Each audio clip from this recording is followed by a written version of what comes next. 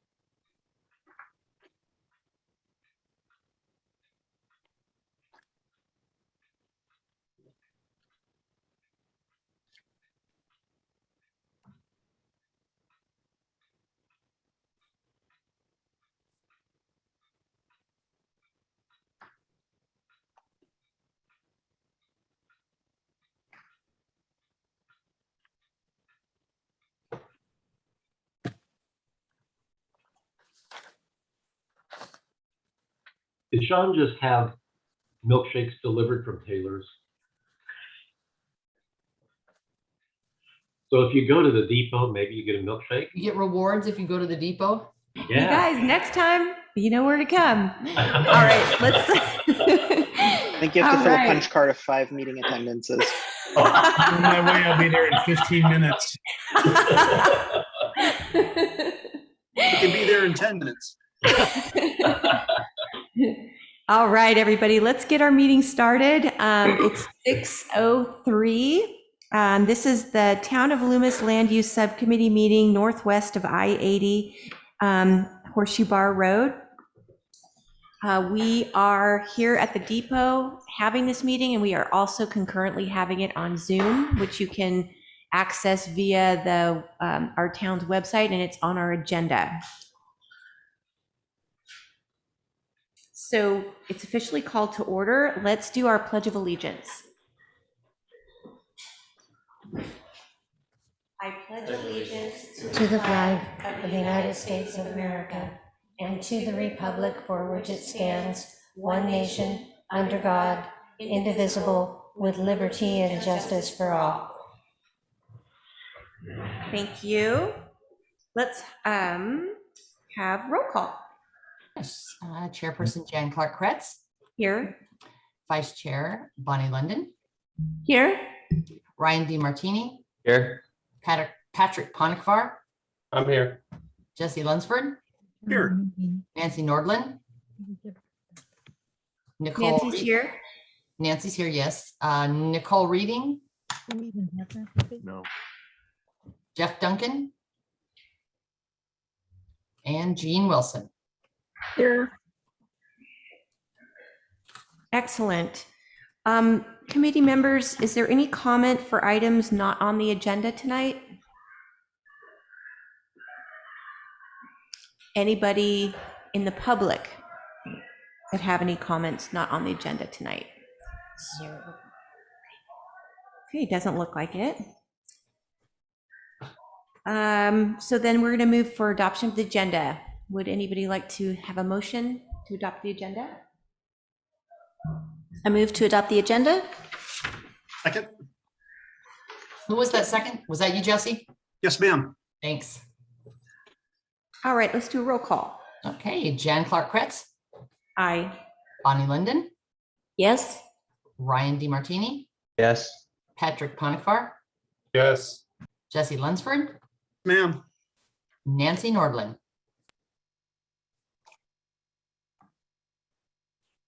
Nancy's indicating yes. Okay. Nancy, did you want to leave your hand up? Oh no, just where'd she go? Oh, she, okay. All right. We're going to move on to public comment or any comment on our consent items this evening. Anybody have anything they want to say? No public in attendance on Zoom. Okay, I would like to ask for a motion then for approving our consent agenda. I move to approve the consent agenda. Second.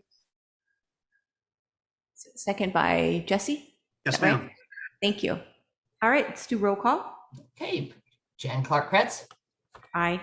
Bonnie Linden, Yes. Ryan DiMartini, Here, yes. Patrick Ponikavar, Yes. Jesse Lunsford, Yes. and Nancy Nordlund. Okay, thank you. All right, we'll move now to the committee matters, and the first is our study area narrative. And Mark, take us away.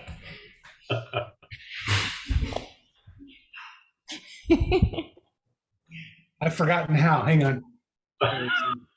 It's been so long since we did this. All right. So thank you, everyone. Good to see you all. Wish I was there to enjoy the wonderful milkshakes, but I will remedy that this weekend.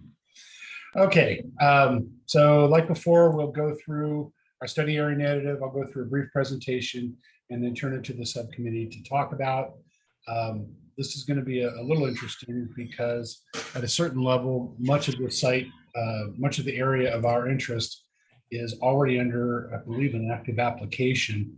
And there really isn't a whole lot for us to talk about for that at this point. But this is the study area that we're talking about.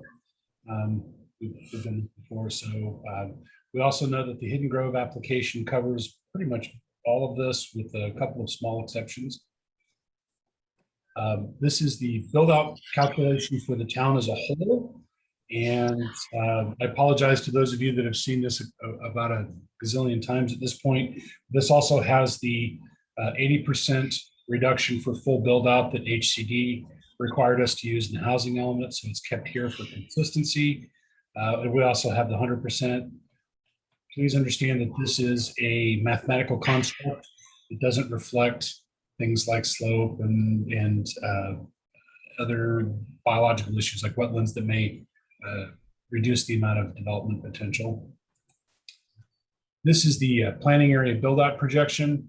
And of course, this does not reflect the current application. This again is just a mathematical construct, but demonstrates what could be potential there if all things being equal.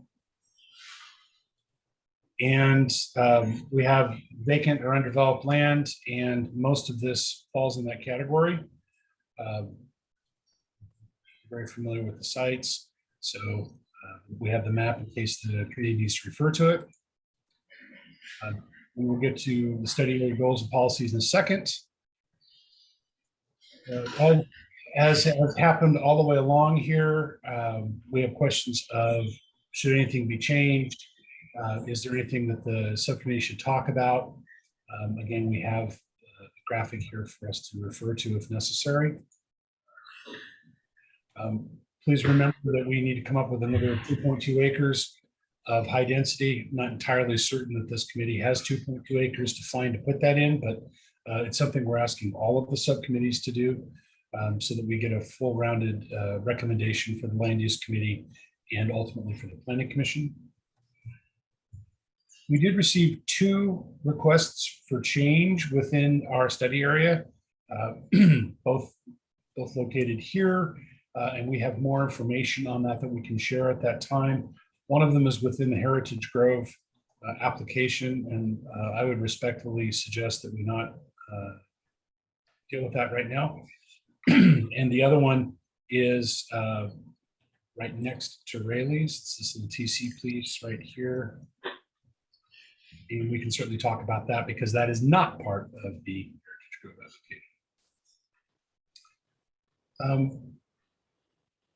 We have some parcels in here that don't conform to the general plan land use designation. They're in a fully developed area. I still contend that some of this is mapping issues. Like this looks like a drainage basin over here. So really, there's no magic to any of this, and there's no requirement for us to do any of this. We simply provide this information to all of the subcommittees in case it helps inform the discussion. Here we have non-conforming zoning. The zoning issues on this site are epic and probably longer than I can cover in one meeting. And they've been talked about quite a bit. And that's it for my presentation. So let's go back, if you don't mind, to this piece. And I'll pull that up on the screen. Of course, it's on the wrong monitor, so now I have to move it. Here we go. Now, one of the things that we've uncovered is apparently there is a specific plan that has this wonderful long title. Andy, would you mind enlightening us with the lovely title? The specific plan is the Horseshoe Bar / King Road / Interstate 80 specific plan, adopted in 1989. And just so you know, Andreas is still looking into what parts are still applicable. There was also an environmental impact report certified with that, and we do have that document. And Mary Beth and Carol are digging through the archives to find the official adopted specific plan, which we have not located yet. We have drafts, but we don't have the actual adopted, but we do have the resolution adopting it. So just to be aware, there is a specific plan that covers this entire area. And that specific plan, at least in the draft, annotated draft I saw, has a significant number of design standards, road standards, et cetera, that apply to everything in that area. Wow. Is there a question? So go ahead. Oh, somebody have a question? So Anders, I'm having a little bit trouble hearing you a little bit. I'm so sorry. No, that's okay. It's my ears probably. So you're saying that in 1989, there was a specific plan for the area that all three, can you go over that one more time again? Yeah, the boundaries pretty much are Rayleigh's and all of what is now being processed as Hidden Grove. Okay. Yeah. So Okay. those are pretty much the boundaries of the specific plan that was adopted. Okay, so once we find that specific plan, we will all get access to that and then. Yes. Okay. Yes, and we'll also have an explanation of what parts are and aren't still relevant based on subsequent general plan and other amendments. And Right. it's going to be a bit of a project to unravel that. Okay, got it. So Andreas is in the process of unraveling that ball of yarn. Okay. Yes. After we found the draft this morning, I spent some quality time with the draft. Okay.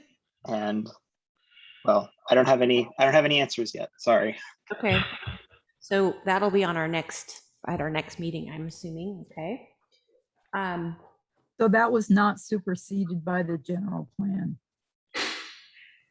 So far, Gene, we have not seen any language in the general plan or any of the resolutions that superseded that specific plan. And this general plan, where we found it, this general plan refers to the town master plan, and the town master plan specifically refers to the adopted specific plan. So it is in the general plan.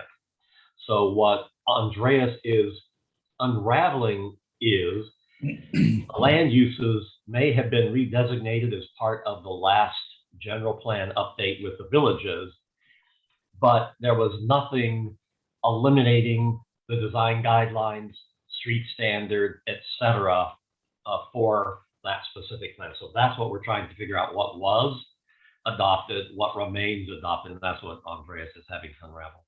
If it's the one that's mentioned in the general plan as being superseded, but still, it's like page 29 or something of my copy. There's some reference to the plan that was before, and it says it's essentially superseded by the general plan because elements have already been incorporated into the new general plan, but it is retained as a quote reference. Now, whether that's the same plan you're talking about, I'm not sure. I don't believe so. Because the general plan does not specifically refer to this specific plan. It refers to a master plan as a reference point, but the master plan itself refers to the adopted specific plan. So it is not the most straightforward thing there is. And one of the things everybody on the committee should know is when we adopt this general plan update, Andreas is going to write language superseding anything previously ever thought of by the town of Loomis with the new general plan, so that we're not in this position again. Okay. All right. I also want to add that we shouldn't get too caught up on what may or may not still be applicable from that document, and I think focus more on what the town wishes to see now in the year 2021. Very true. So one of the things I wanted to is so actually it's important to read this policy that is for that area. Make sure that this reflects, what the town wants to see occur in that area. Okay, so shall we go to that point, Mark? You might as well take it point A, I mean 1 and then A, B, and just confirm with the committee.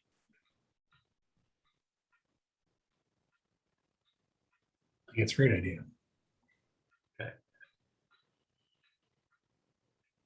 So basically, number 1 doesn't say a whole lot. Number A discusses repairing corridors. And B talks about the transition.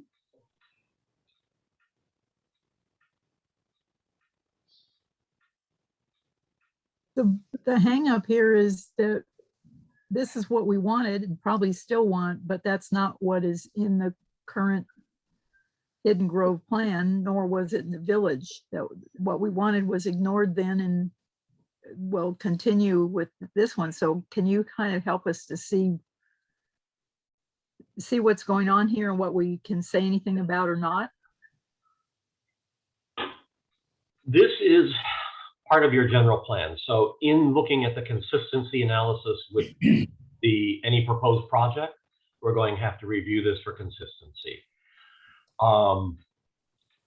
Given that the Hidden Grove project is coming in under SB 330, there are unique provisions for that specifically talk about the general plan land use designations and compliance with those.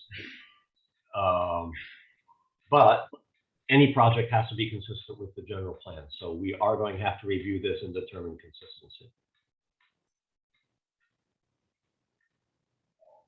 So when the general plan got updated with the village, it was generally just land use changes, not specific wording to the general plan. Is that right? I wasn't here for that, but I believe that is correct. That a lot of the changes, Jan, were in the development agreement and the subdivision map that were rescinded by the referendum.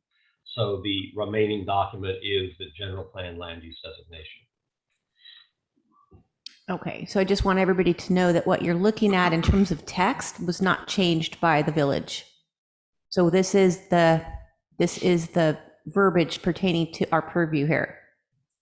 Correct. I think that there was, this is Sean, I think that there was a minor text amendment to the general plan. I don't remember exactly what it was, but when the village got approved, I think that there was, but it wasn't very large. Do you remember that, Gene? There was a small text amendment or something, right? I don't remember, and I don't remember this stuff being changed. Okay, let me look while we're going through that. Yeah, I didn't see that this was changed. So this still is part of what you have to comply with. Okay. And so as Andrea said, we need to look at that. I mean, it's possible that the Hidden Grove goes away at some point in time. So then definitely the town, you need to say, what do you want? And, So it's important to take a look at this text and make sure that reflects what the town wants.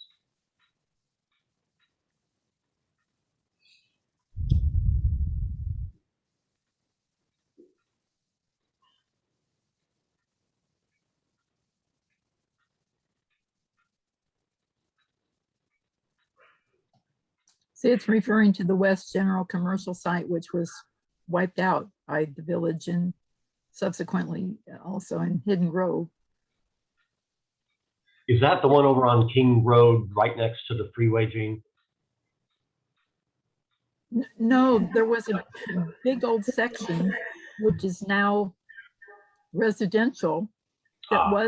was in the, right behind, along Horseshoe Bar, going back, a big commercial section that was just basically ignored. In this section B was ignored. So the term West General is referring to that site. That's no longer there.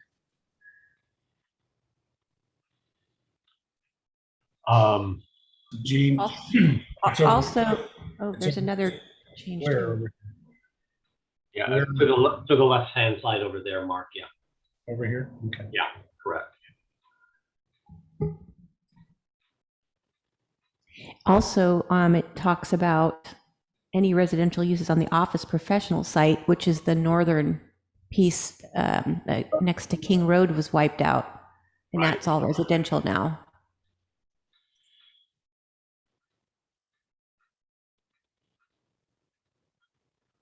So this begs the question, you know, we have an application and it has, you know, we have to use the existing general plan, but should that applicant walk away, are the land uses designated are the land uses you want, or should they be changed? So I believe that RM on the right-hand side at one time was office professional, is that correct? Yes. Okay. On the left side, the RM at the top was office professional. Yeah. And the RMH on the west side was some form of residential, you said? No, that was Oh, a that was, chunk of that was commercial, okay, commercial and office, okay. So, big chunk of it. okay. So I guess here's a question, and Andreas, for you to kick in. Do we make any recommendations now, or note almost as if the Hidden Grove project does not move forward for some reason, then the town should come back and take a look at modifying the land uses? Any suggestions on how we approach that to capture what the town is thinking? I think we can talk about what the town would like to see if the Hidden Grove project were to go away, since any changes that we make here aren't going to impact that project Right. because of the SB 330 component. So this is a little bit different than the other projects where we've been cautioning against making any changes because of active applications. I guess that's about the extent of my advice on that so far. Okay. So I think the question of the committee is, up at 30,000 feet, would you change these land uses today if you had the option of changing them? And if so, what would they be? Because that will reflect the language in B. Thank you, Mark. Okay, so committee members, let's start at the top there, the top right-hand corner. It's now RM, and it used to be office professional. Do we see any other use there? Do we want to entertain changing it back? Do we like it? Does anybody have any thoughts on that? A little bit on the history on that. Mrs. Quano, that she wanted very much, she was planning to put in a medical kind of office situation, because along there on King Road, there are some other medical offices. And also then across, it's not showing on here, so maybe it's not in our purview, but right across from that at I guess it'd be at the corner of Boynton is also something that is currently designated office. and I guess we're not looking at that, but an office somewhere else, I think it's probably okay to put the housing there. I don't know. What does everybody else think? What do you think, Jesse? You got your hand up. Oh, thanks. I think it should go back to office professional. When we look at the population right now at almost 7,000, we're even at net acreage, we're supposed to go to 17,359. That's triple. And right now, if you look at the corner of King and Taylor, all that office space is used up. We've got 2 dentists there. We've got a counseling group there, a couple of a wine distributor, a special ed education center. I think if the population triples, that's where that corridor should continue again with office professional. I have those folks as neighbors, and I love having them as neighbors. They're 8 to 5, Monday through Friday. The developer who put them in put the buildings to the front of King. So I've got acreage behind me that is basically their parking lot. So the setbacks are nice. And like I said, with the population increases, I think we need additional dentists to get additional Dr. Graham's over on that corner also, and the counseling center. That's my thoughts. Okay, and I just wanted to point out that according to the general plan, it says any residential uses on the office professional site should be developed with shared driveways and et cetera. So if we were to consider moving it back to office professional, it looks like residential is allowable on that site. Is that right? Mary Beth, I'll ask you for that one. Is that one also a mixed use structure only one? I don't remember for sure. My question is, will we encounter any no net loss? So if we, Yeah, that's what I was just going to say. If you're looking at changing residentially zoned, residentially designated parcels to something that's not residential, then we need to find adequate capacity to up zone or change the land use designation to accommodate those losses. So that's something that we need to consider. If you're going to change that section that's RM up at the top to office commercial, you lose the ability to put residential on it, which means that you got to find somewhere to put that amount of housing. So Mary Beth, does office professional allow any residential? It does in a mixed use. Say that, Christy. It does in mixed use. Yeah. In a mixed use building. So density wise, Christy, RM versus office, are we going to be losing residential units? So office allows 2 to 10 and RM allows 2 to 6. Okay. So we should be okay if that were to change to office, given those designations. Okay. Thank you, Christy. All right, and then let's Is see. there a circulation problem? The assumption had been that there was going to be Boynton extension or became Doc Barnes extension. Well, I think that I remember. Go ahead, Jean. Is that something that should be looking at this kind of thing, or we just don't bother with that? Honestly, we do look at that, Gene, but honestly, the change that you're talking about is so minuscule from a traffic perspective that it wouldn't even register on a traffic model. Okay. And the circulation committee kept Doc Barnes in or Boynton Road in, so the right of way is set. Well, the right of way is shown at least on the circulation element. Ryan DiMartini, do you have an opinion? You are the chamber representative also. How do you feel about the use for this land? I like that use of the land right now as honestly residential still. I can see where having commercial or office or split use is a good idea. I can see the merits behind it, but also driving down King when you get to that point, it just kind of feels out of place on that right side. It's in between the freeway I think it's still good as residential by itself. Okay, Patrick Ponikvar, do you have an opinion? I think I agree with Ryan. It's kind of an out of the way spot. So it'd be hard to find some office spaces there. So I think housing is a good place for it. Nancy Nordland, do you have an opinion? And you'll have to unmute.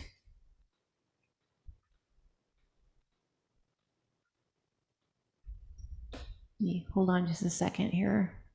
There, she's on. Oh, now you're. Can you hear me there you now? go. Yes. Yes. Okay. Yeah, I think it would be better as residential. There's some more commercial that's on King over by where we live, across from the Sunrise Loomis area. There's a low resident commercial part or business part that's over there, where they have for business also, that's already there. That's a little bit more, but I think the residential would be better also. Okay, thank you. And Bonnie. I think because of the proximity between the two schools, Loomis Grammar and Del Oro, I think having homes there makes sense, but I think also maybe having parks, since we're trying to figure out park space. And I think one of the objectives was to try to find more park space that was in town. So I would want to maybe add a little bit of that too. And then we have Jean. Jean, what do you think? I probably could go either way, but it's okay with me if we leave it as RM. Okay. Unless Is anybody else? It depends on whether we think that something is going to go in the office professional. If we zone all that, I don't know how much office space that puts in. I could go either way on that one. Okay, fair enough. Is Jeff Duncan on the line? Yes, he is. What is Jeff's opinion? Well, I'm on, right? I'm speaking. You are. You are on. We can hear you. It's been a crazy day. Yeah, my concern with, I hear Jesse on the office and, you know, the need for having a dentist and medical, and we do have a lot there. But my concern is if we did go with the office mixed use, then we would have to go, you know, up high, and being right there by the freeway. I don't know if we want tall buildings right by the freeway or, you know, along that stretch. Everything's pretty low profile on King. It is interesting though to me that, you know, maybe a park, like Bonnie had mentioned, park setting, but I'm concerned about losing the housing there and, you know, having to pick it up somewhere else. So, and to Nancy's point as well, I'm not sure, I know where you're talking about, Nancy. Have they even filled any of those buildings when that one particular office space building on King and Webb there? Have you noticed? Because they were trying to rent spaces out, and that would be a good place for office. I mean, it is what it. Yeah, they do have stuff. It is filling up. Yes. So that's, to Jesse's point, there will be a need, and we have to find office and professional, and that's what was disappointing about when we were losing that from the village, you know, site, when they decided to put a park in finally, and then they did away with the office professional, and it just disappeared. So I'm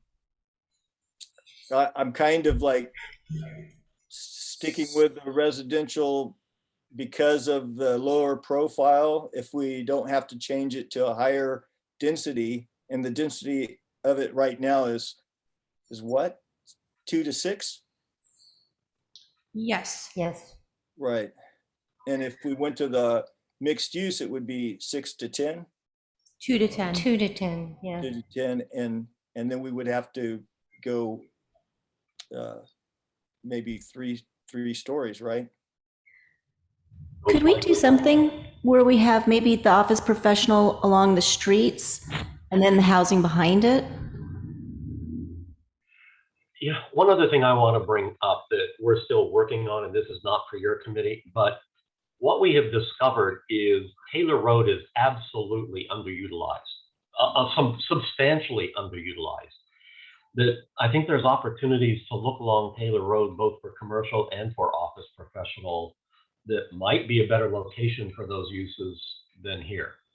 Just, you know, when we did those numbers that Mark had on the build out of the town, I think we had the potential for 1.7 million square feet of commercial buildings along Taylor Road that has not been realized.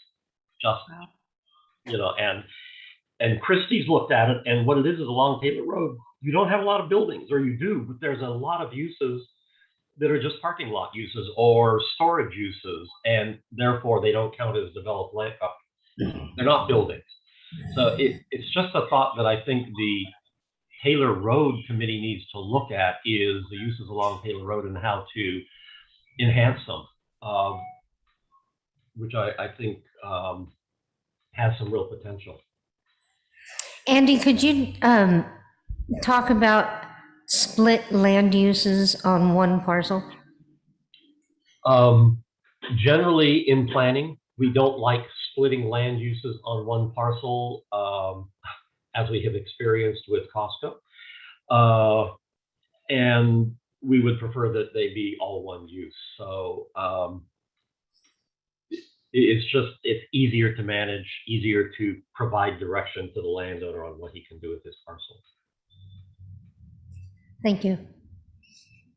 We originally had in the general plan a couple of split use parcels, and that was part of our cleanup after the first year or so, just to go back and do those as a single designation, just to avoid problems in the future. That's about the only zoning change we made until the apartment overlay. Yeah. Okay, I think we've heard everybody's opinion. I guess I should say mine. I think that when the office was there, I was always concerned about the traffic and the fact that we don't have a road that goes from King to Horseshoe Bar. And just, to me, having office up there just seemed, you know, I always worry about the roads and how people are getting from here to there. But then to Jeff's point, the other thing that I always thought about was we'll have a big office building or something right there looking at it from the freeway. And I thought, I don't know if personally if that's something that I would like to see. So I'm leaning more towards having residential there, but I'm a lot like Jean, where I'm kind of like, either way is fine. But so with that said, it sounds like more of the committee wants to go towards residential. Two of us are sort of on the fence. And then our auxiliary member, Jeff, leaning more towards residential. Is that right, Jeff? Yeah, I'm just concerned with the height and being next to the freeway. And I mean, if we could get some type of revenue, like a casino, I'm just kidding. Yeah, I always see that Stone's Casino, and it kind of bothers me. I don't really care for that casino thing, but that was a joke. Okay. Just to be very clear. Okay. So it kind of sounds like maybe we want to leave it as it is right now. Right. Would everybody agree with that? Yes. Except for a few. The text in B needs to change then to reflect that that's not there. Okay. So then that would be the line that talks about. Hey. And your dog has an opinion. I know. I want to hear it. So that line where it starts any residential uses on the office professional site, then we would be able to adjust that now. Correct. And So Mark, I'd say just Mark, delete that language. Yeah.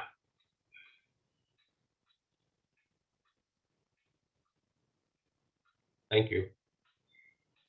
okay, then let's move south which would be the RM, RMH designations there.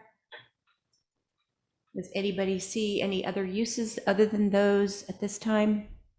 And maybe just let's describe what that is. RM is the same designation that we were just looking at, and then RMH is Is a higher high density. And we can't change the RMH. That's in your housing element. That is your designated site for housing. So we cannot touch that one. All right. Does anybody want to change the RM? Could we just tell us RMH is how many units was that allowed? Just Under the housing element is now up to, I believe, 20 units per acre. Oh, thank you, Mark.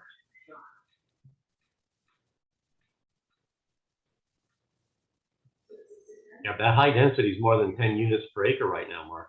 Well, there's RMH and then there's RH. Okay. I'm sorry. Correct. You're right. Just realized I've been telling you guys all this, but I've been on mute, so it hasn't mattered. Wow, they're just really quiet. We're just talking over you, Mark. That's fine with me. Yes, so these are your designations, and I just put it up there so that you can see what the numbers were. You know, it's hard to keep them all straight while you're talking, so I'll try to. Maybe I can put this on here so you can see. There we go. What you have going on here. So the RH, I think Andy is the piece you're talking about. Right. Would be up to, well, it's a long discussion, 25 units to the acre. And then the RMH looks like it's 10 units. Takes that up. Correct. It's like the duplexes over on Thornwood and Laird and the area right above it there. This piece right here. Yeah.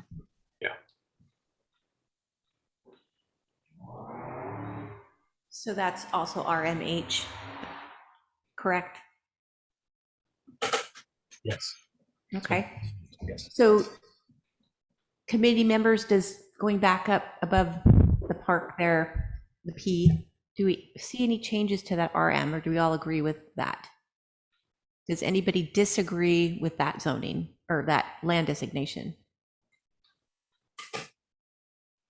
Anybody in the public or auxiliary members? Okay. I don't think we can change anything. It's just, if we had our druthers, we probably would not have all that housing. We'd put back some commercial, but it doesn't look like, I don't know if there's anything that we can't change what's in the application. What do we do? Is there anything we can say that if that weren't there, what we would want? We are not talking about the application now. We're saying if that doesn't go forward for some reason, are there things that this committee would want to consider in the future? You know, one thing on that, you know, you have that wetland area that is, you know, my recommendation would be that you don't put commercial on the other side of the wetland, that you leave it to residential due to the densities. But I think if there is a place for potential commercial, would be there, you know, close to Horseshoe Bar Road, you know, north of the existing commercial areas. Yeah.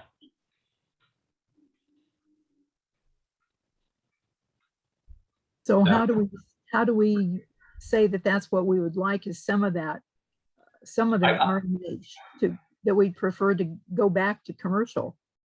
I think what we can do is have a motion that says that, you know, should the opportunity arise, the committee would recommend a reevaluation of that RMH, which I think you called the west side, back into commercial uses. And at this point in time, it's not a huge statement, but I think, you know, should that occur, then we would have something in the general plan to say, go back and look at this as commercial.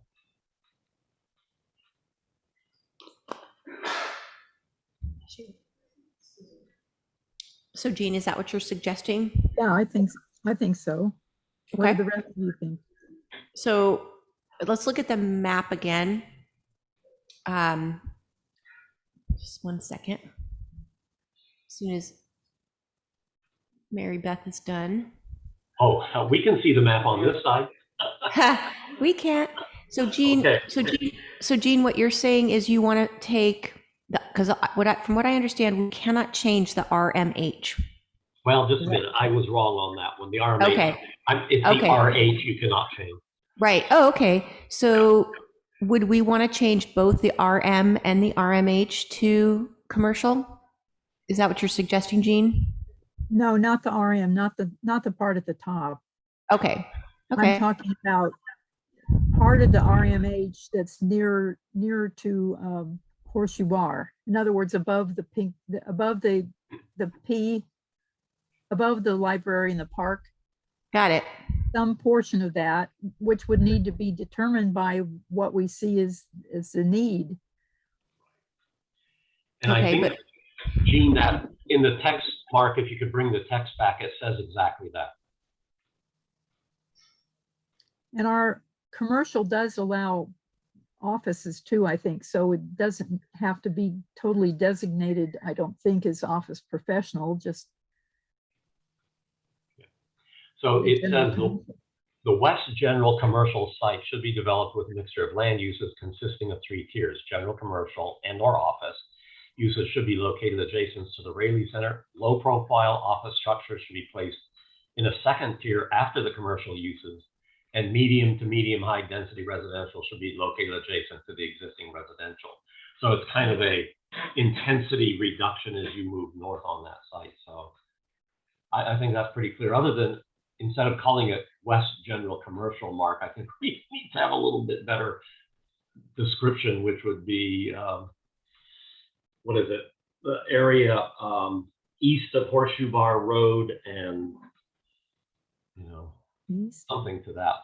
We just to be a little more descriptive of what that is. I think we looked at this earlier, but what does that designation allow again as far as housing? And our net loss issue. Oh, the RH at 2 to 10, and I believe office professional allows 2 to 10, so we're okay there. Commercial allows 2 to 10, so I think we're going to be okay density wise. So with this change, we would basically just be expanding the list of allowed uses. Correct. Can we also go back to the text for a second? I want to read through that again to make sure we're not getting too prescriptive in the text here as compared to what's allowed under RMH and what's allowed under general commercial. Is RMH 2 to 6? RMH is more, correct? RMH is 6 to 10. Oh, 6 to 10. Yeah, so we can't, so it wouldn't be a wash. Well, 2 to 10 is allowed. If 2 to 10 is already allowed and 6 to 10 is what it goes to, it's a wash. So we would have a net loss if we moved. I think it's a net even. Oh, okay. We look at the maximum rather than the minimum. Although I guess if somebody wanted to throw rocks, they could say, well, you've gone from a minimum density of 2 to the acre to a minute, or from 6 to the acre to 2 to the acre. And you really have to squint to see that. I don't know, Andreas, what do you think? I'm sorry, repeat the question, Mark. I was looking at the descriptions in this paragraph here. So yeah, interrupted you while you're reading. I apologize. If the maximum density stays the same at 10 units to the acre, but the minimum density changes from 6 to 2, could somebody argue that we now have a loss? I think that's they could argue that, but I would argue that the development potential of the site is really the maximum, the upper bound of the range. Okay, exactly. That's what I would say too, but yeah. Hey, after listening to what was it, 8 attorneys yesterday, who knows what it could be? Andreas, you attorneys have an interesting approach to the law. Think about it a bit differently, I think. I think honestly, if we get the attorneys to figure it out, they could repeal the law of gravity. Reasonably certain they can make it work. Not a law, it's a theory. There we go. Oh, yeah. See, we are already.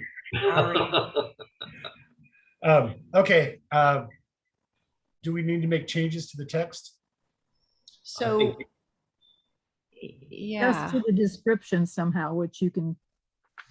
I find think it. we're getting awfully detailed in the description of how we want to see this area developed here, given the broad range of things that is allowed in general commercial. This kind of gets to an issue we discussed a few hours ago south of the freeway. I don't know. This is just really kind of talking about that the uses spread, north. And the thing is, if we were to change the land, so if we were to go in, Andreas, and change land use designations to say general commercial, then office professional, and then multifamily residential, that would do exactly what this is saying. So, well, this is saying which corner of the general commercial site we want developed with which type of land use. yeah. So what we're trying to do here with this language is really be more granular than what the general commercial land use designation allows. Okay. But far be it for me to argue with our legal counsel, but I do this in general plans all the time for communities where we specify within an area, particularly an area like this, where you're trying to fit the last piece of the jigsaw puzzle together, that you go ahead and say, look, we're concerned about adjacency issues here. We want to intensify what happens down here. And I mean, to the point where we even draw pictures and provide examples. I guess to the extent that we're very careful when we actually get down to the zoning of this down the line, I'm okay with it. Okay. My concern is that we drop that ball once we get to doing the zoning update. And then we're left with very granular descriptions in our land use designations here and don't have that matched up with the zoning. So, So as long as we put a big star next to this one to make sure we revisit this when we get to zoning, I could be okay with this level of detail. But I love what Marcia said. If you could repeat that about we're concerned about the the compatibility, the fringes, and how this develops. I really like that language. All right, Jesse. Jesse has his hand up. Right now, under RMH, when we back up the neighborhoods, layered is protected with single-story houses backing up to them. If we go general commercial, what's to protect the people on layered from being single-story general commercial or two-story? But it's recommending the medium to medium high density residential, and you do have other policies in the general plan that talk about single level along that property line. Well, I knew it was housing to housing. I didn't know it was general commercial to housing. General commercial would possibly, or down here, I'm sorry, you can't see what I'm pointing at, but down by the library, and then it would transition north to the residential is what that statement is saying. Well, I mean, if the people on layered are protected, it being single story backing up to them, whether it's general commercial or residential housing, I agree with Gene. I'll go along with Gene as far as going back to general commercial.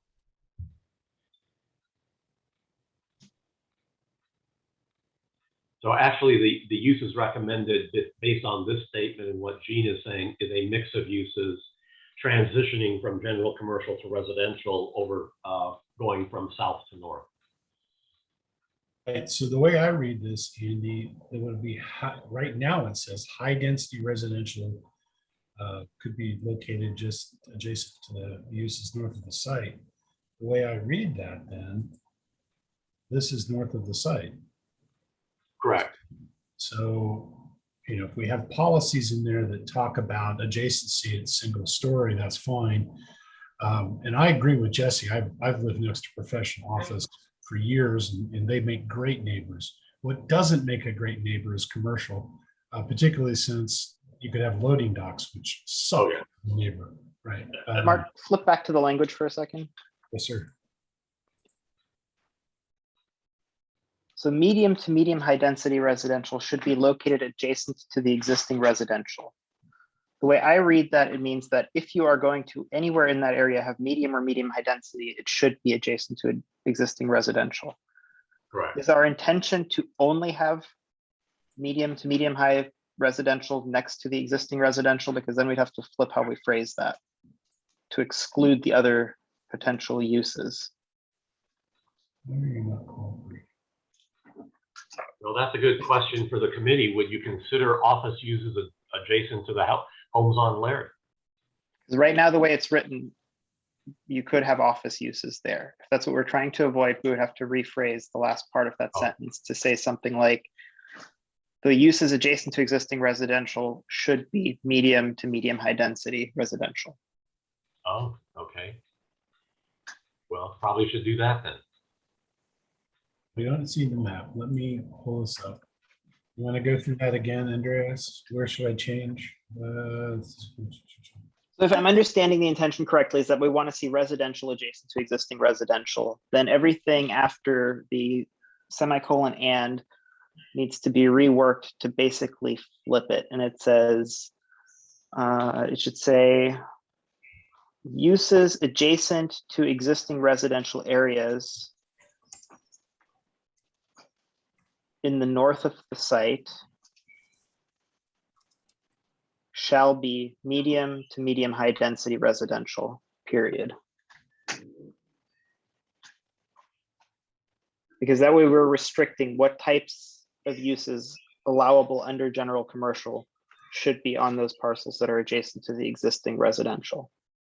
Otherwise, the way it was written before is we're basically restricting where on that general commercial chunk medium to medium high density could be located. Do we want to talk about the fact that isn't there something in there that says you can't have a 2-story residential looking at an existing residential though?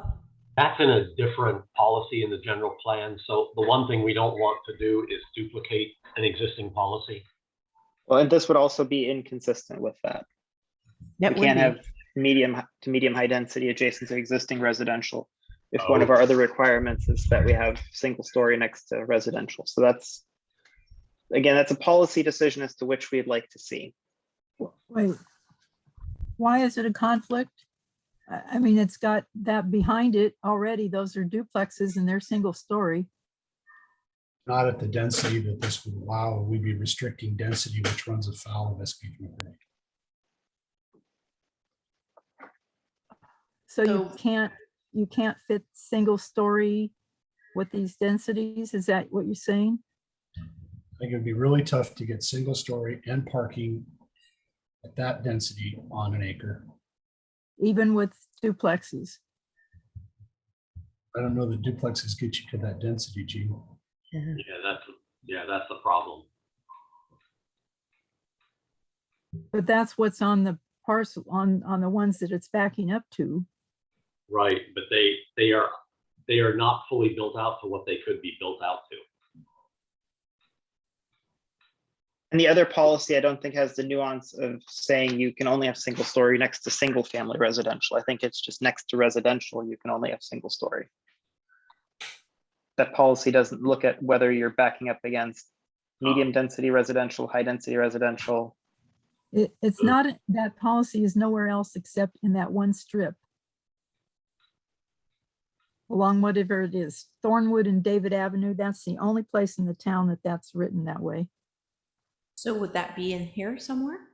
Does your zoning allow single family to go to 2-story? Yes. And I don't know that you could legally restrict other housing to go to 2-story. I could have sworn I read that in this general plan. It's in the general plan. It's in the general plan. Can somebody search that? Because it is in there. That was a big, huge issue with the village. And they said, no, we're not going to do that. And finally, at the end, they said, okay. Yeah, but I could have sworn I read it in here somewhere. Where is this? Mark, can you expand or zoom in on the text? It's hard to. Oh, I'm sorry. Is that Thanks. better?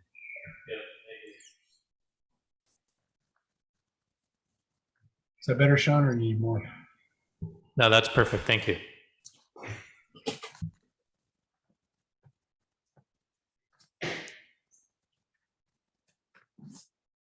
There's item 7 under residential land use policies that's kind of like that, but let's see.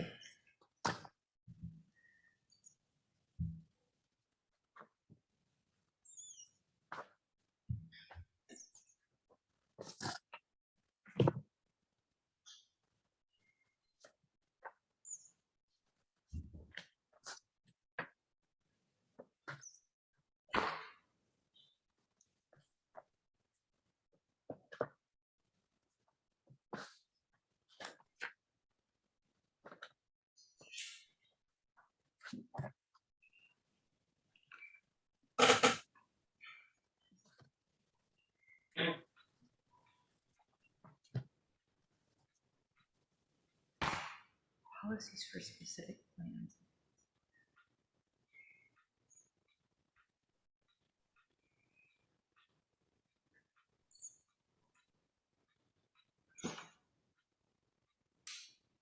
I don't know. I will look for it, but we'll see, just in the interest of time, but I can't seem to find it now, but don't you remember that, Sean? Yeah, I do. And in fact, we've been talking to Hidden Grove about it. There's a policy somewhere in the general plan that says that in that area, you can't have two-story houses backing up to single-story houses. Okay, so can we put an asterisk there to? Yeah. On that specific site. Christy, do you know where that is? Do you have a page? I'm looking, I'm trying to find Yeah, I knew you would be. I'm trying to do it off my phone and it's, Yeah, it's hard. yeah.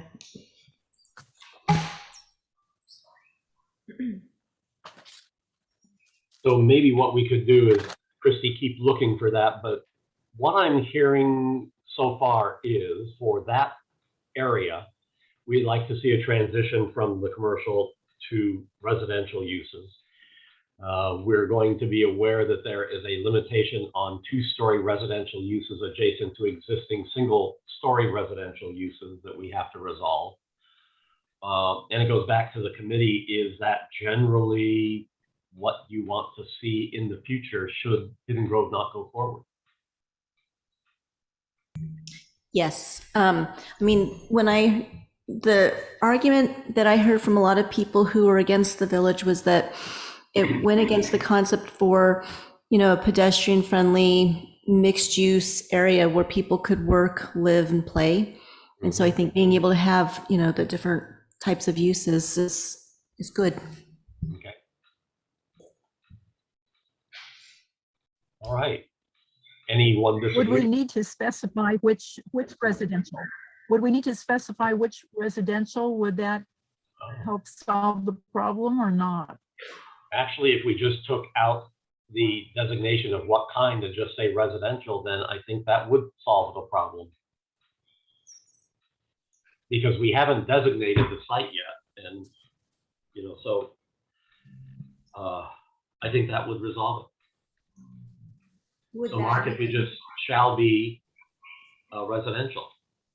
But if you were like SB 330, would that put us at risk for the highest density? Well, if you're not specific? Okay, it has to be. At a maximum allowed density under GC that I think is high enough. Yeah, you're right. Didn't we discover that was 10, which is the same max as what's currently there? Right. So I think we're fine if we just specify residential. Oh, that solves the problem. Now, if somebody puts single family there and they want to go two-story, will that violate the policy of the town? Say that again. If they want two-story single family, yes, that would violate the general plan policy. Okay, fair enough. I think you only get in trouble if you try to treat one residential differently than another. And we just have to be careful if we do that or have a good reason. And honestly, I think Andreas, you, Christy, I, and Mark need to look at that language and make sure that we're not having an issue, but and that we're consistent. So yeah, as long as it's consistently applied, I think we're fine. It's fine. Okay. Cool beans. Oh, I found the place about the downtown plan and town center master plan is basically replaced. And that in my copy is on page 42 under downtown plan. So they're equating, I think, downtown plan and town center master plan.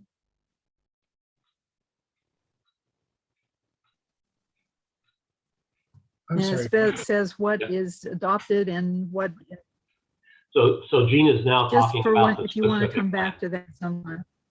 Yeah, I'm sorry, Gene. Is that page 42 of the I general? guess so, but anyway, you were wondering where it is that it says it's replaced and what's kept and that it's a reference. So when if you want to go, but we don't have to do it right now. I'm just saying that's where it is. It's right above the downtown figure. It's right above figure 3.3 in my copy. for when you want to go back to it later. We don't have to do it right now. Well, and that's an issue that is really going to be resolved by the attorneys. So we're letting, we just wanted to make the committee aware that that was there. We're trying to resolve it, but, you know, Andreas is going to unravel that and tell us what does and does not exist. So I think we're a little ways off from even Okay. getting that answer. Okay, circling back So around to he's our- aware of this paragraph about it. Oh, yes. He's aware of this statement here, right? Yes. Yes, he Okay. is. Well aware of it. Okay. All right, So- so have we come to a consensus then on item B and the map? Correct.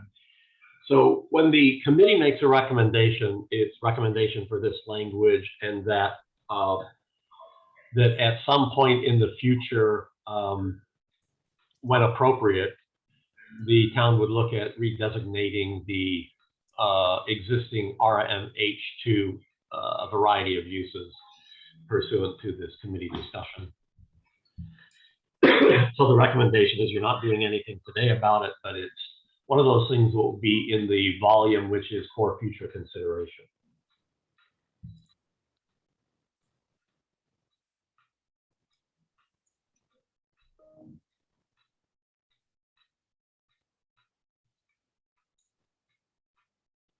Okay.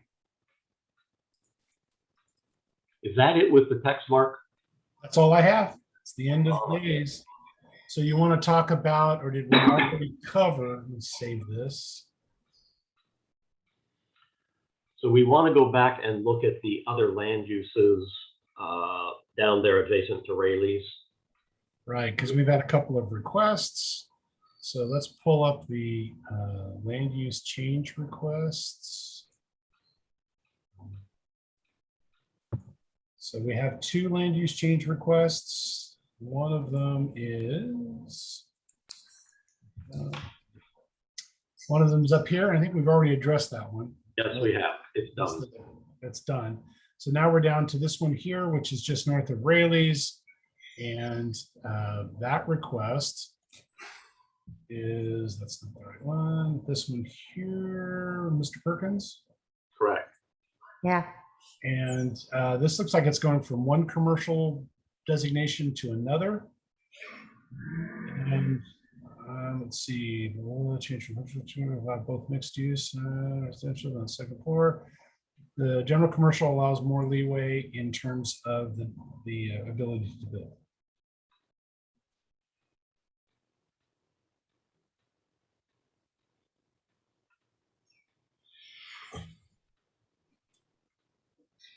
So this was again changed recently, correct? And does he want it to go back to, or was it not changed? I don't think it was changed. No, those 2 parcels have always been the commercial, general commercial, or town center commercial. Right. And what he's looking to do is go to GC in order to have drive-through capabilities. That's one of the major differences between those 2 land use designations. Okay, that's good to know. And it is right next to a GC. Yeah. Which is Rayleigh's, right? Uh-huh. That was the other reason why he asked for that. Yeah. Okay. And Burger King is right there, I think, on that. Yeah. adjacent That's site. where the fire was, right? Burger King burned down? It was a grass think- fire. Oh, okay. No. Oh, it's no, it's that an was on It's an Johnson's. oh, it's not on that. Oh, It wasn't on the one where Oh, the okay. fire happened. It's vacant Yeah, land right now. yeah, currently vacant. I guess I could pull up the aerial. All right, So team. So Is he again, aware in general? from the residential he- standpoint, there's really no change. So I think we're okay from a SB 330 standpoint. Jean, what were you going to say? Well, is he aware that in general, the town has not been looking very favorably at drive-through stuff in the downtown. Mary Beth. If that's the reason. I don't know what his level of knowledge is, so I don't want to indicate one way or another. Do you? Yeah, he's talked to me about it before, and the reason that I think that looking at not having drive-throughs downtown, my understanding, and I wasn't here when we looked at drive-throughs downtown, but it was generally downtown on Taylor, not on Horseshoe Bar. He's not looking to put a drive-through directly onto Horseshoe Bar. If he puts something in, it would be around the back, but he would like the ability to do that so he could bring a potential sales tax generating business to town that would need a drive-through. And not to interrupt where we are, but Christy found the 2-story, and it's in the zoning code. Oh, it's not the general plan? Section 1342-265C, exterior lots in new subdivisions. No 2-story structure or addition shall be allowed within a new subdivision on any parcel less than 40,000 square feet on the exterior of the subdivision unless adjacent to a street or similar prescribed area. Wide easement that provides a distance of privacy. Thank you, Christy.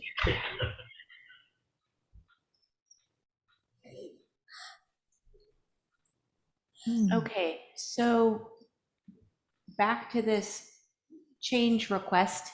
Does anybody on the committee have an opinion or concern, or just doesn't like it, likes it? In the circulation, you said that they kept Doc Barnes Drive, so essentially it's going to have a street that's going to go right by it. Is that correct? Right through his property, Molly. What's that, Anders? It goes through his property. So the actual street will separate those two. Correct. So What? Wait. What? Well, Doc Barnes goes through that tourist. No. So the way that he hasn't submitted any kind of a site plan or anything. He knows that he has to set aside Doc Barnes on the far right of the property. That would actually butt up against the Rayleigh's property. And actually, I think it might encroach into it a little bit because of the right of way, the way that the right of way is set up. The rest of his property he would build out on. So if Doc Barnes, this is just what I've talked to him about, right? If Doc Barnes eventually gets built, he would have a driveway come off of Doc Barnes to get into his shopping center that he wants to build in the back, up towards the back of like the apartment site for Hidden Grove. Around the building, there would be some sort of a drive-through that comes out on the side of the building and then would eventually exit out onto Horseshoe Bar on a right-in, right-out only driveway. Yeah. He hasn't submitted plans for any of that, but that's what he and Britt and I had talked about in the past. Okay. I think, my only reservation is there's two of them. The first being that's kind of your main point of welcome to Loomis. And so, the visual, I think we're trying to get away from anything that's kind of suburban and generic and that sort of thing, especially as we're driving towards downtown. And right now, it's very charming just because it still has just a lot of natural older character. But if there is a street, that essentially it's going to be accessing and it's not just right there on Horseshoe Bar, that makes sense to me.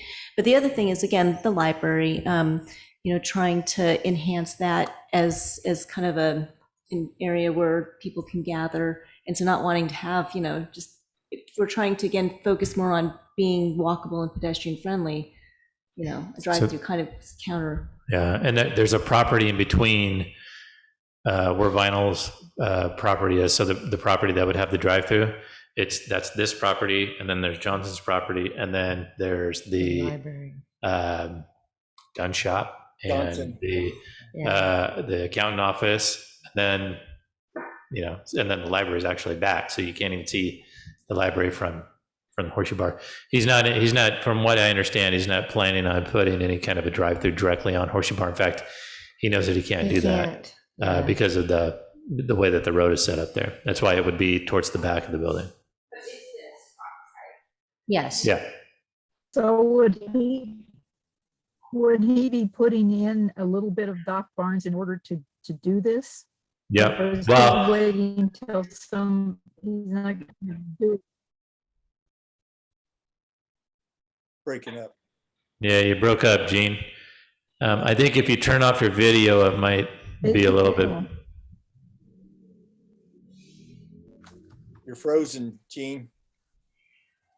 I think what Gene's question was, though, is is he going to have to put in the first part of Doc Barnes? And the answer to that question is it depends on who goes first. So if the Hidden Grove project comes in first, and if the Hidden Grove project ends up putting in Doc Barnes, they would end up putting that street in. If Perkins goes in first, he knows that he needs to set aside the ultimate right away of the road, but he wouldn't need to build the ultimate right away of the road. He would just need to build enough road to basically serve as a driveway to get into his shopping center. We can't make him build the whole road because he doesn't create the need for the whole road. But he would need to build the first leg of it in order to get into the shopping center, but basically only at a driveway standard as far as width and so. Did you hear that, Gene? Yes, thank you. Did I get your question right? I didn't mean to jump over you, but you started freezing up. That was correct. Okay. That was my question. We did have in the past, when a project was across the street and it was rumored to be, it was when the gas station was supposed to go on the corner. And it was rumored that they were going to have drive-through, and it was a big up in arms thing, and to the point that I don't remember if it got voted on or if the council reneged on their permission, but there was a lot of opposition, and that was clear over at the freeway corner across from Rayleigh. So I don't know. I'm concerned about getting the traffic in and out of there at a drive-through at that particular point, because at the Rayleighs, we've got plenty of room in there for drive-through, but this looks to me kind of tight. The parcel size is 3 acres. And because the drive-through would be, I don't want to like get into specifics about a project that hasn't been submitted, but he wouldn't be able to put a drive-through close enough to the road where the queuing would spill out onto the road. The drive-through and the queue for the drive-through would need to be contained 100% on the property. So like in the case of like Taco Bell or Burger King, if you look at how close the drive-through entrance is to Horseshoe Bar, the drive-through for this property would actually be farther in than the drive-through for Burger King or for Taco Bell. Because those two restaurants are actually up front right along Horseshoe Bar. Okay. Are there the two different zones besides that you could have a drive-through? No. There's only the GC can have drive-through, right? Yes. Okay. But what are the other differences in that? What different things does he gain or lose? Or any other? Does it count? Yeah. Any other differences between GC and TC other than he could get a drive-through, or other property owners, what could they do on their properties with a GC as opposed to TC? Where's your land use table, Mark? That might be helpful. Yeah. Getting there. I know. The TC will. There. Yeah, the TC allows for higher density.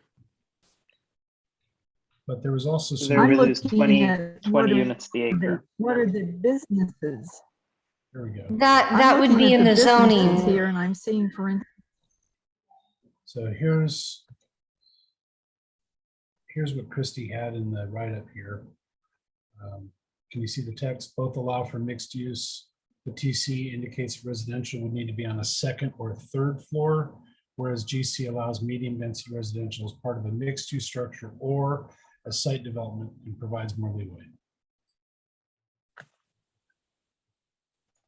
And then here's the, so in other words, for this kind of thing, we're not looking at what our zoning considers appropriate.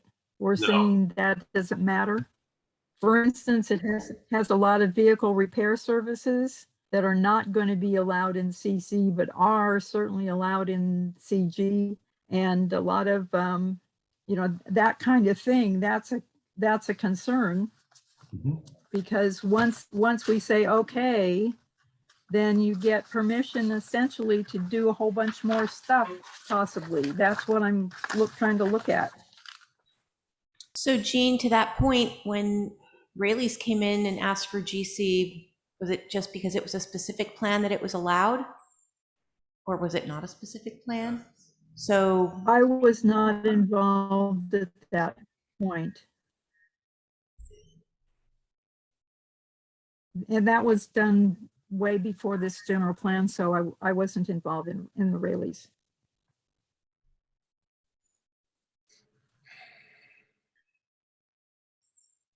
while we're looking into that, does anybody else on the committee have an opinion? How about you, Ryan? I don't at this time. How about you, Jesse? Without seeing specific plans on exactly what he wants, I don't want to take the power from the planning commission on, I'd like them to make the change once they see the designs. Right now, we're asking with no designs and no plan to change the zoning. That again, he's a developer. He's much smarter than the average person. He knows exactly what he wants. He should be going through the planning commission asking for a general plan update or change. And they would be able to see the plans, and those 5 people could examine it and say, okay, is this good for the town of Loomis or not? I mean, that is a good point. I mean, it would be nice to know what he's going to put there, but we don't know. If I can just advise the committee that, previously we talked about notifying property owners of these committee meetings and that their properties being considered for land use changes. Those letters went out this week. So along with the committee calendar, all of those kinds of things, we also included a stamp addressed return envelope for a short return letter. Because in some cases, it's not the landowner that's requesting the change. So, it's basically check the box. I do support this request. I do not wish to pursue this request, or call me, let's have a conversation. They just went out this week. I'm sure next week my phone will blow up. It was a total of 65 parcels that were involved. I know Mr. Perkins received one of those letters. He was the owner requesting this. So I could totally see him coming forward to the committee and discussing what what he sees for the future of development at that site. Although it may be premature at this point, I don't know. If I remember correctly too, essentially our committee is going to be making recommendations to the land use committee, but then all of the different subcommittee recommendations will be on a survey that's going to go out to the community residents so that they can let us know whether they support these uses or not. Is that correct? That is correct. Yeah. And I'm going to Do we have any? I'm going to be Debbie Downer here. I don't really care what a property owner says at a meeting like this to get what they want. That doesn't impress me as a planner. Until I see an application, I don't believe much of anything, and I never trust a developer. So from my perspective, you know, if somebody, well, I'll never do that, I'll never do this, but once you've changed the designation and you've allowed the zoning, then you have a permitted use and it's a much different discussion. So Yes. if the concern on the subcommittee is this shift, then leave it be. And I think And- the other thing we've heard from all the committees, it appears the desire of the town of Loomis is to keep everything the same, don't change. And so Jesse, your approach of this committee recommends no change, and if they want to make a general plan change, they can make an application to the planning commission is a very appropriate thing. Yeah. I wish I could speak as well as you and Mark do. You summed up my thoughts completely. Thank you. In the other cases where we have applications on file, people have submitted already for a general plan amendment kind of thing. The committees aren't tasked with identifying those and doing anything different. In this case, he's definitely following the process that we set forth because he doesn't really have anything on file, on paper or anything. And that's the goal of this process, is for landowners to submit those kind of requests for consideration. So. Yeah, and one of the things I didn't discuss with this committee, but did the previous one, is this committee is looking at that 30,000 foot level.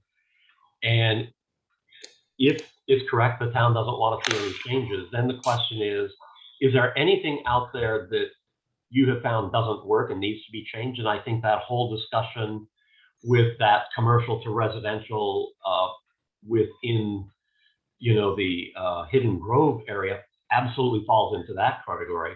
So the question is, have you seen any issue with this town commercial center site that would drive you to say we need to change it at this point in time? I'm not hearing anything that you have said as a committee that would say this is an essential thing to be done. Yeah. The other thing I noticed was on town center, it says 20 dwelling units per acre, and CG is 2 to 10 units per acre. Is that right on that chart, that list? Here it comes.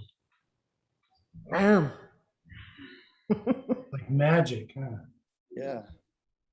You're right. So we would be having to make up that space. You're right. Right. Oh, good catch. Yeah. Every now and then. That's awesome. Come off the bench. Well, as far as I'm concerned, that one hit it out of the park for me, but whatever the committee says, of course. Yeah, but he's going from. He wants to go from TC to GC. Yeah. Yeah. Yeah. Because I don't know that the town wants 20 units the acre there either, but that's where we are right now.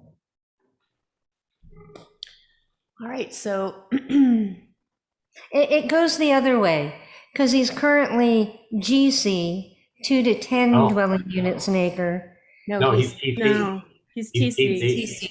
And he wants TC. no, he wants GC. He's TC. Oh, there you go. Okay. Yeah. Okay, I had my colors backwards. So it's from 15 to 20 down to 2 to 10. Yeah.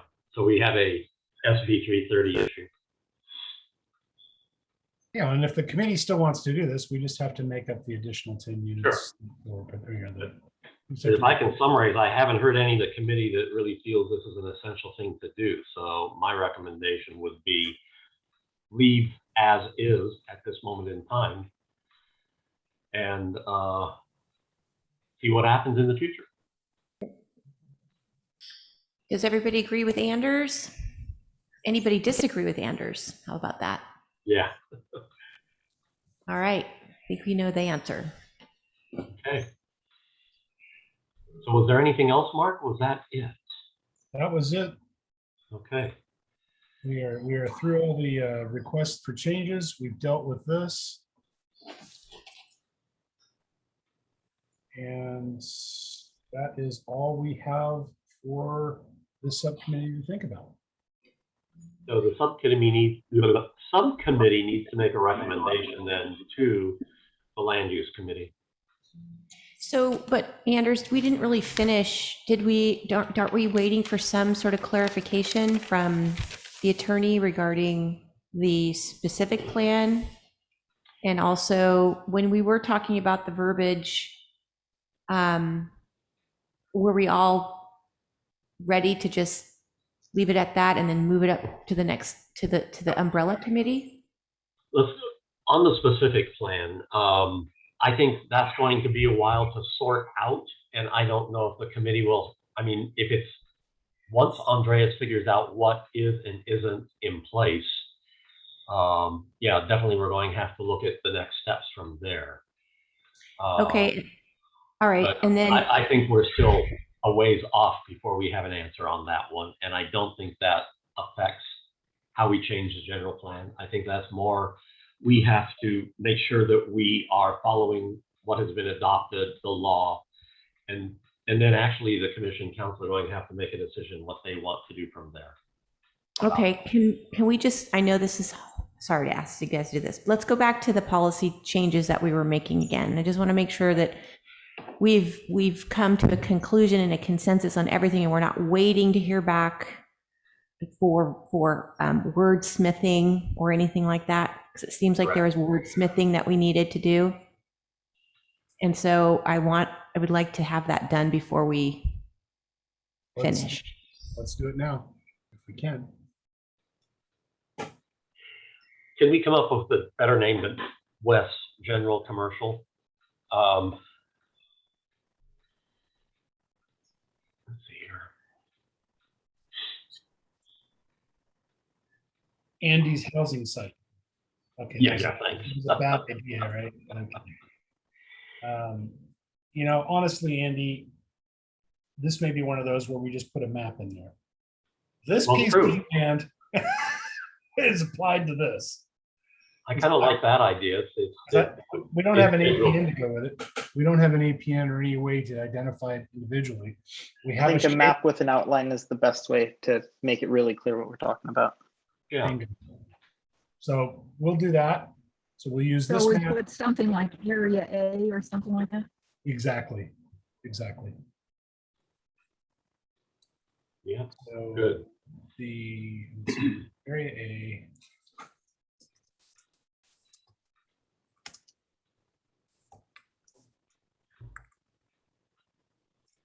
Yeah.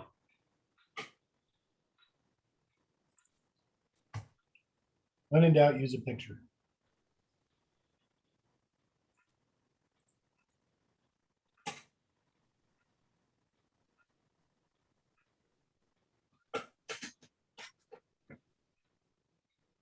Would it help with the wordsmithing if I went ahead and showed it as if all the changes were accepted, or like reading? I think that would be helpful at this moment, Mark. Okay. Is there a way I can see the side? I'm sure. Is there a way I can? Is that what you're looking for? Is that better? Yeah, Mark. A little farther, thank you. So if we go back up.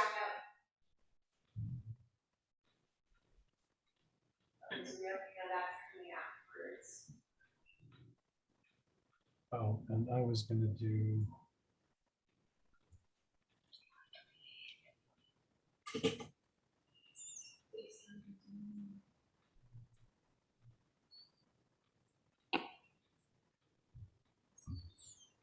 Yeah, because Andreas was concerned It's about the. kind of a disconnect between residential and then the alignment.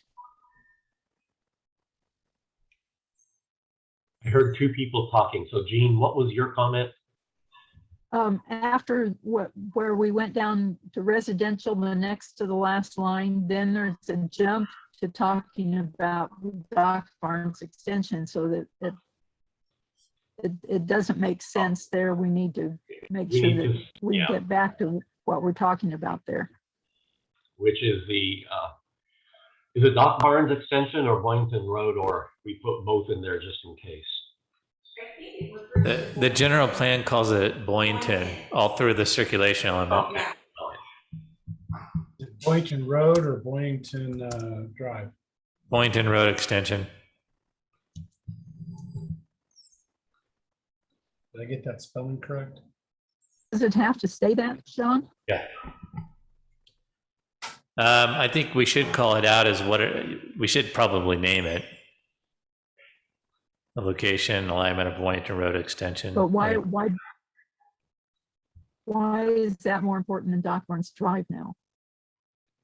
The only place where it was called Doc Barnes Drive is in the Village project that I can find. Everywhere else it's called Boynton Road extension. It really is sort of a, like, you know, 6 of one, half a dozen of the other, because when the road finally gets put in, it's going to be named something anyway.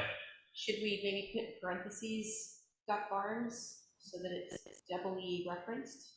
Sure. I think that would be unnecessarily confusing since nowhere else in the general plan is it called Doc Barnes. The circulation element calls it Boynton. So if we put Doc Barnes, I think it's confusing. Kind of confuse it. Okay.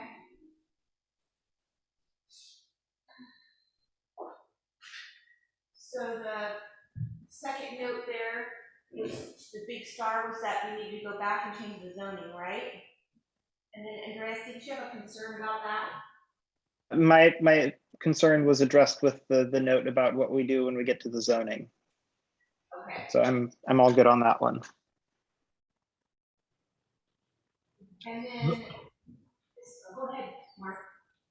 Well, it also occurs to me that this particular provision talks about subdivisions. Multifamily development seldom has subdivisions in it.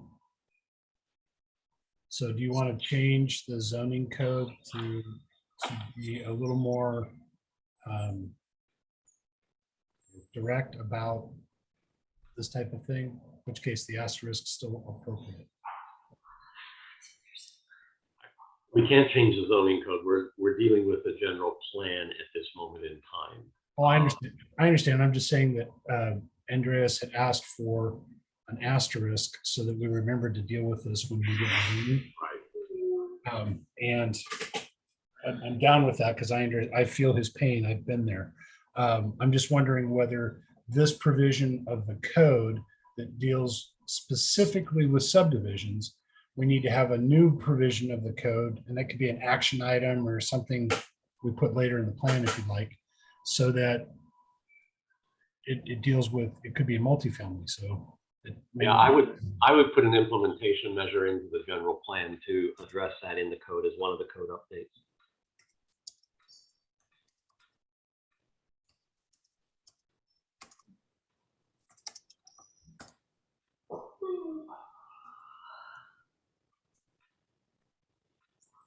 Andreas, am I being too pedantic or do you agree? No, I think that's fine. Where does it mention subdivisions? In the zoning code, Gene.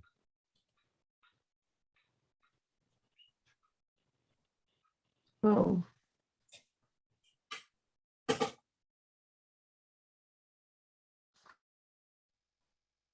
So what Mark is discussing is, as an implementation measure, we clean up the code a bit to also talk about multifamily, and you know that you don't have two-story multifamily adjacent to single-story residentials.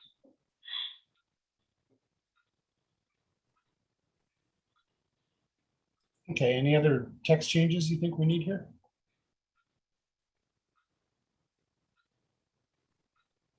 I think it looks good. Everybody does that look good? I think the only thing that's driving me nuts is that I know that I read that in the general plan that about the second story, which I will try to find, but it's moot point at this point. We can always bring it up at the umbrella meeting. Right. And we can always add a reference to that if you do find it. Yeah. Well, the other thing, since we have it in the zoning code, we need to make sure there's something in the general plan that authorizes that. So we do have a backward consistency to make sure it's in the general plan. Yeah, so should we just maybe put that in under our area as a thing? A recommendation. I think we have it here already. Because this all gets rolled up into the land use element anyway, and so this would be the implementation. I don't mind adding it as a D if you think it's necessary, but But isn't that what's in yellow? That's our zoning code. That's our zoning Right. code. And then I have this piece here as a reminder to everybody that we'll be adding an implementation measure to the land use element to update the zoning code to include this provision, but not only just for subdivisions, but for other types of residential uses. And perhaps professional office too, right? If the idea is privacy, maybe you don't want any two-story buildings next to existing residential.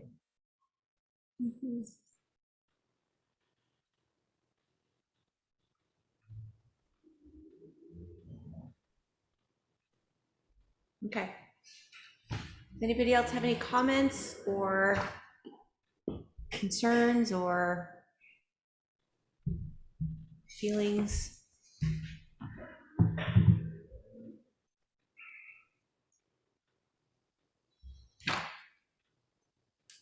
I mean, honestly, I feel like that second story issue is more of a town policy versus just the specific area that we're in. I personally feel anyway, but so Anders. Yeah, actually, Bonnie, that's what we're recommending. It's town-wide. It's not just for one area. Okay. That's right. That's the cleaning up of the zoning code so that we're consistent and not treating one area differently from another. Hmm. All right, so now, Anders, your recommendation is perhaps this might be the final meeting for this subcommittee? I think it is. I think there's not much else we can have a discussion on, so yes. The only one, Bonnie has a, sorry, I'm sorry. It's like past my bedtime, so my brain is kind of like, the neurons are just slowly getting there. But I'm just wondering if with we should also add with the riparian corridors that we want to use them as trails as well, or if that's redundant, since I think you have that in the open space. But just the connectivity between the schools, the library, the park, the residential areas. So I think we put it in a different spot at the prior meeting. It was in We did. That was a great piece of language. Yeah, so I think it went into.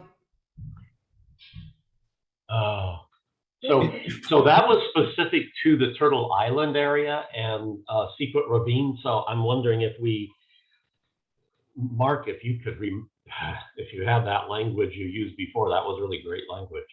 Oh dear. Let me see. I know. No. I just am trying to remember where the heck I put it. It's not that I'm looking it up. Now you get to see all my. Yeah. Oh yeah. Well. Yeah. Hang on. Oh, here we go. Are we active? What about in your word program recents? Oh, my system tried to crash. Arnold Forman had something to say about this too.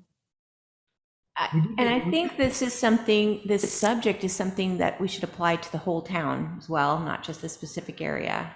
We have some good wording in the open space and recreation piece. And I think that's what Anders is referring to. And that's what I am looking for right now, if my computer would cooperate. And I believe the Parks and Recreation has also language about that. And I believe the Circulation Committee also had language about connecting and interconnecting trails. So to Bonnie's point, though, why don't we go ahead and say riparian corridors, trails, corridors and trails shall extend through this area. I think that the issue last time was it was centered, the original text is centered more on conservation. Right. Versus trails are more, and I think that's why we separated them. Maybe Right. just make a bullet point then. Do you want me to do a new bullet point? yeah, I think that's the cleanest way, Mark. So undo what you just did and then add a new bullet point. Yeah. Hang on. I want Bonnie to fall asleep. Sorry. I'll turn my mic off. And what would you like to say? Trail how did- and pedestrian. You said something in the Turtle Island Committee about extension of existing trails. All right, And I thought that was great. let me see if I can pull that up. That could be in your Word document, a recent file, yeah. Southeast 80, the one above it. It's the land use change request. Go one up. That's the 80 policies doc. Didn't you- Oh, that's probably, yeah. Okay.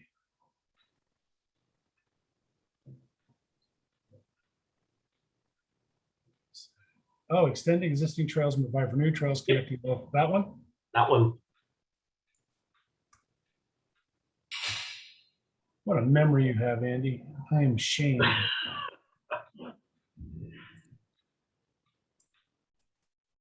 Yes. Does that work? Yes.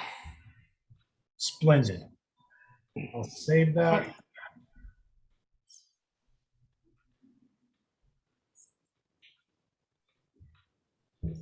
All right. All right, committee, anybody else have anything?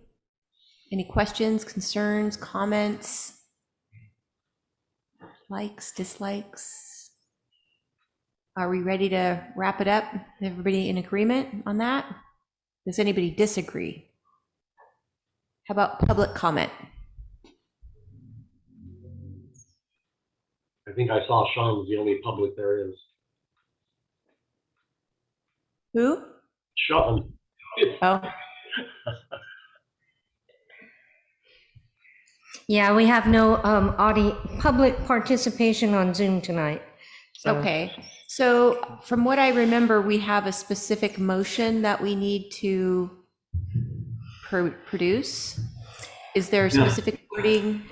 Mary Beth has the wording, but let's, okay. Martha. I do, unfortunately, I don't have it with me in my possession this evening. Oh dear. But I came up with, I kind of crafted it. I reached out to Carol to see if she could find something, so we'll kind of wing it here.